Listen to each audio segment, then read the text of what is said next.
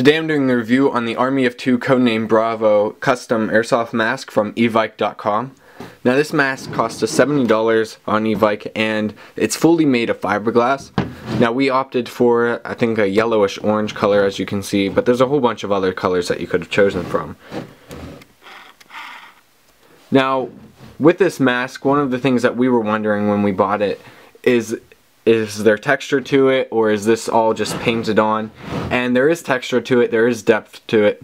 As you can see, all of these lines on it and stuff, even this metal mark and this bullet mark here, are all engraved and have depth to the fiberglass. So it's not just a 1D texture the whole way around.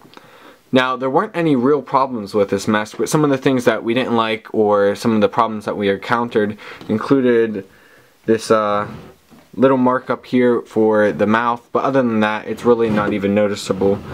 Also, another problem we had was with the mesh eyes, and now this wasn't with the mask itself, but where we played. Now at Steel City Airsoft in Pittsburgh, they do not allow you to just play with mesh eyes, but I believe Cleveland Indoor Airsoft did allow us to play with just mesh eyes. So if you are playing in a place that requires you to have something under the mesh eyes, we opted for these Pyramex I-Force dual pane safety glasses, and these worked absolutely perfectly for what we were trying to achieve. Now these created like an anti-fog climate to them because they have two sets of lenses, so they don't fog up as easily because they create their own climate. I forget what it all said, but that's about the gist of it. And with the I-Force, you can also get just the glasses, or you can get a band that goes around your head. But we found out that with the mask, just the regular glasses work the best. Moving back to the mask, another problem, another thing that we didn't like were these straps in the back. If you don't tuck them in, they do kind of just stick out here, which I don't know, doesn't look the best. But either way, if you just tuck them into the back of your head, they won't even be noticeable.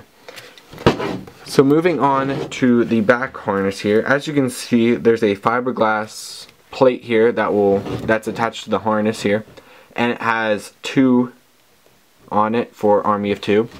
Now if you wanted, you can buy the evike.com harness, but it will not fit these buckles, so I'm sure it comes with a full harness though. Another thing with these, let me just take them off here and I'll show you in the inside, is there's no padding on the inside, but it really doesn't hurt your head at all, so there's no problem with that. Now on the inside of the mask, you have padding up here for your forehead, you also have padding on the top of your head, and padding down here by your cheeks. And now there is of course no padding up here by your mouth, but another thing with this mask is it's going to stick out. This mask sticks out probably 3 or 4 finger lengths away from your mouth, so you can imagine your face is going to be farther back and it's not going to be flat against your face or uncomfortable. Now another thing with this mask is you can see that the eyes kind of stick out with it, which we thought were going to cause a problem with safety glasses and places that required safety glasses, but they really didn't. You can just adjust the harness to be a little bit looser, and they work perfectly with that.